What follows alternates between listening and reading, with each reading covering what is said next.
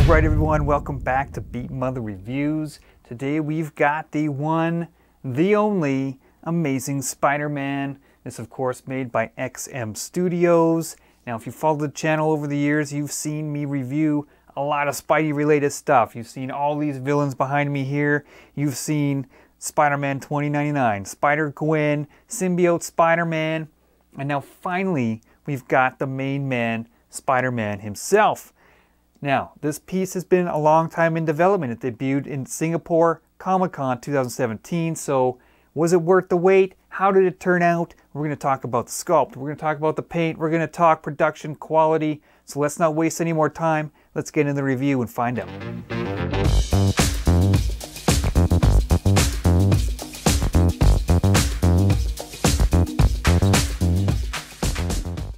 Alright, so with the Amazing Spider-Man, I'm not going to get too deep into the background of the character. I mean, he's only one of the most popular characters on the planet.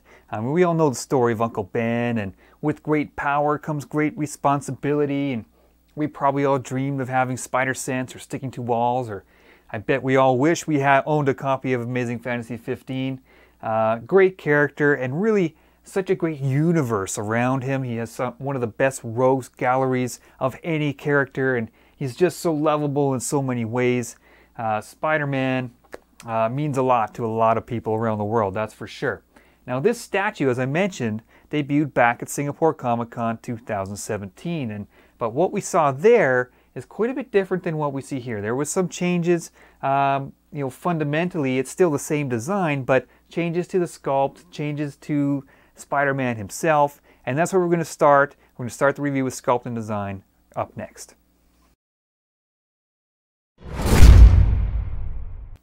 Alright, so this piece, the original piece, was sculpted by Mufazal Mukhtar. Now he did a lot of the early XM Studios statues like Daredevil, like the Black Widow. He also did the Spider-Man and Mary Jane statue, but it was refined, revised a little bit by Martin Augusta and Paul Tan. Now I mentioned there were some changes to the sculpt. The base got a complete overhaul. The original base, although same idea, him swinging around this tower, the original base looked more like a concrete column in the center and was quite a bit bigger actually, and it also had a few switch out parts. You see down here where we've got the Sandman, or the sand coming up through the base. That was a switch out piece. You could switch that to be a symbiote looking element or a scorpion tail as well, so there were some options there. They got rid of those options, but they also kind of amped up the detail a little bit on the base. You can see they changed it to more of a steel column in the middle. It almost looks more like an electrical power station type of pillar, so maybe an Electro reference there. They've given it these damaged panels in here. They're crumpling. You can tell this thing's being ripped apart. It's got these cables spilling out of the bottom and spilling out here of this panel.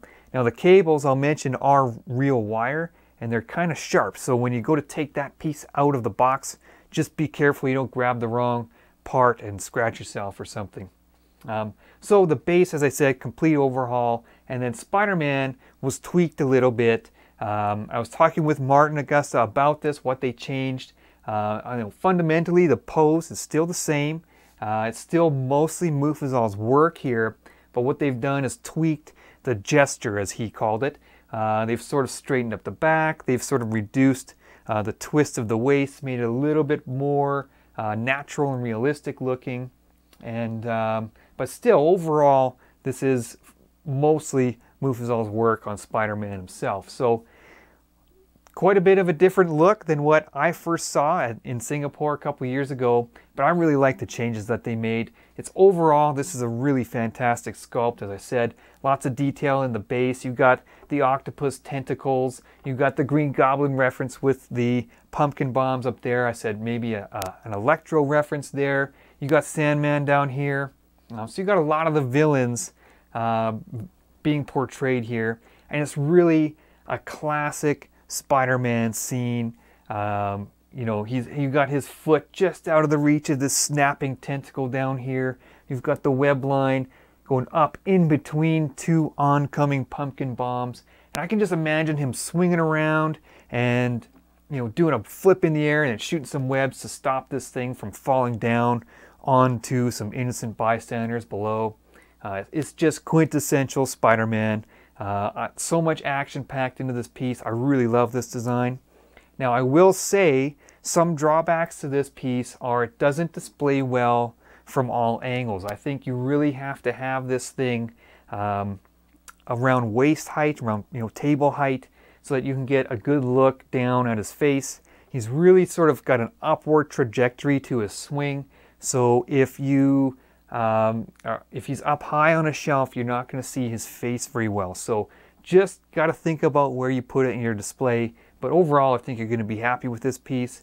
Great sculpt, great design, tons of action, and it's quintessential Spidey, as I said. All right, we're going to move on to talk about the paint job on this piece. Now, overall, I think it's a pretty solid paint job.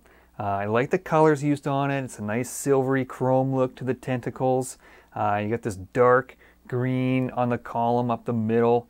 There's a lot of battle damage on that column. There's some black marks that they've given it, random black marks. I'm not 100% sure what they were going for. It doesn't look real good, but luckily it's such a dark green you don't really notice it. It doesn't really take away from the overall look of the statue. But the base, pretty good paint job overall. Now Spider-Man himself, I like the colors that they used. It's a nice bright red, pretty standard blue color for a Spider-Man costume. Very subtle shading on this costume. They didn't go overboard there, and I actually like that look. I think they did a pretty good job there. Now, the web lines on this piece, that is always a source of problems for Spider-Man statues, and this one's really no different. It's no worse, but no better than most of the licensed factory painted Spider-Man statues that I've seen. I mean, I have the Comic Cat from Sideshow. I used to have the previous premium format from Sideshow. I've seen some Gentle Giant pieces, Bowen pieces. I used to have some Coatable Kia pieces, and they all have the same problem with the web lines. They get a little bit messy in spots. There is a little bit of black spots here and there outside on the red. There's the odd line that's not completely filled in black. So some minor issues there. As I said, it's pretty similar, pretty much on par with most of the other Spider-Man statues that I've seen. If you stand a few feet back, it's not going to be something that jumps out at you. If you get close to it like I am here, you will notice it. So, you can't hide from it there. I think overall, in the grand scheme of things, for Spider-Man statues, I'd say it's above average. For statues in general, I'd say it's good but not great. But it is a pretty solid paint job overall. Alright, time to talk switch outs for this statue now. With this piece you get 3 different portrait options for display, but not your typical swap out portraits where you just pop out the head. With this statue, you actually got to take off the entire torso. So I'm going to show you how you do that now. So start off, you want to take off the forearms. Both forearms are removable. You want to take out the web line from here. Now this web line it's a flexible material with a little wire peg at each end. And then this hand here is also connects with a magnet. So you got to take all that apart, pop off the torso, and I'll show you the 2 swap outs that you get. First of all, you get the small eye. This is sort of the classic style, the John Romita Sr. inspired look. So you just pop that on there. So that is one display option that you get if you want more of a classic look. Or you can go with this battle damaged mask right here. So you get a little bit of that Peter Parker in your display. Now, you just got to pop the hands back on. Now this one, I think it's easier to put the web line back in first and then pop that back on. It's just a magnet, as I said. And then there's a little hole right there for the web. Now I will say this top piece of the column does have some rotation to it. So I twist that away from Spider-Man. That'd be clockwise. just to tighten up that web line a little bit. So there you have it, 3 different display options. Now, the swap out torso, as you saw, it's a little bit of a process to switch them out. You know, kind of a pain, but I understand why they did that. There's a seam down here at the waist. It's a little bit noticeable there at the waist, but I'd much rather have it there than up here on the neck. He's really exposing his neck in this pose, and if there's a big seam right here, that would really take away from the look.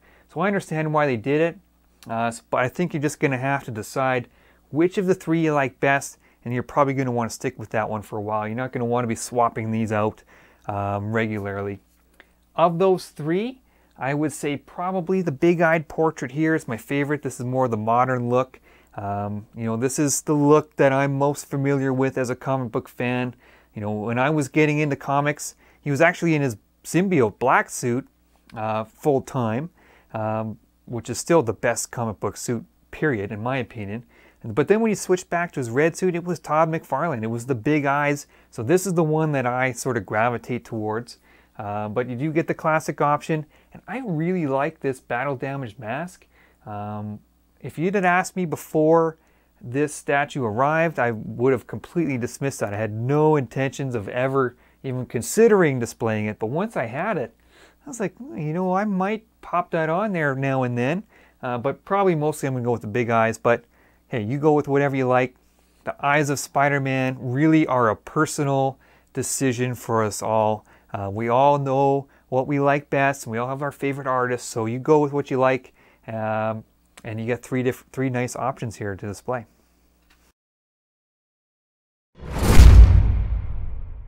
Alright, quickly, production and build quality on this piece. I just showed you how to switch out the torsos, and you saw there everything fits together pretty nice and smooth, even though it's a little bit of a pain to switch them out.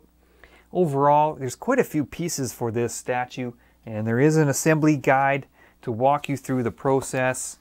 It's got the box packing list there, and then step-by-step instructions. So you might want to take that in hand and use it as you put it together. But overall, everything went together pretty smooth. They all fit nice and secure.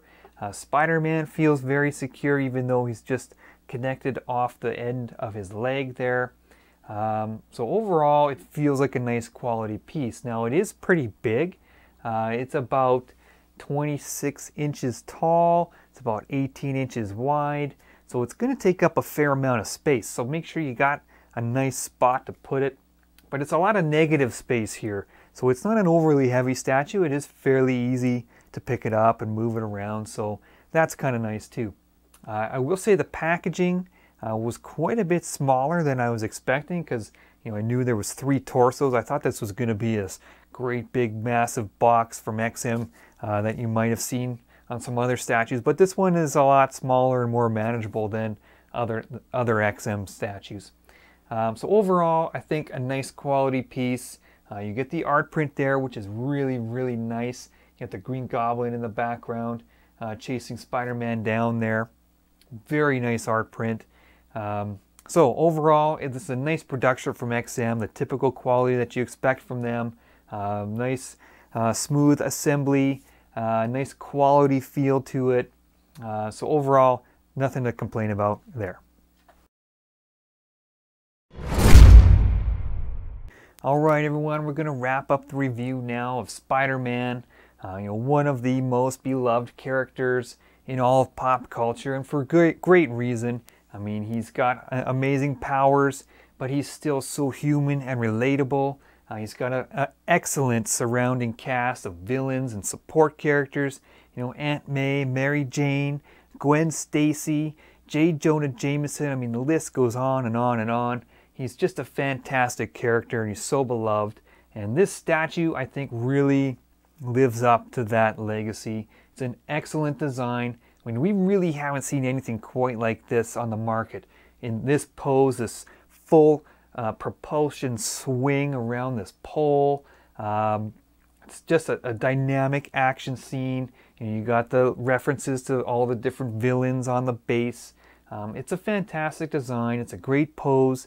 Now, as I mentioned before, it doesn't I don't think display well from all angles. There's a premium height and a premium angle to view this statue from, but if you're able to get that to your liking, it absolutely is going to look great in your collection. It's a fantastic Spider-Man. Great release from XM Studios. Spider-Man, he's here finally after several years of development, as I said, and it's a great, great piece. So hopefully you guys enjoyed the review. There's lots more coming to the channel, so stay tuned, and we'll talk to you guys soon.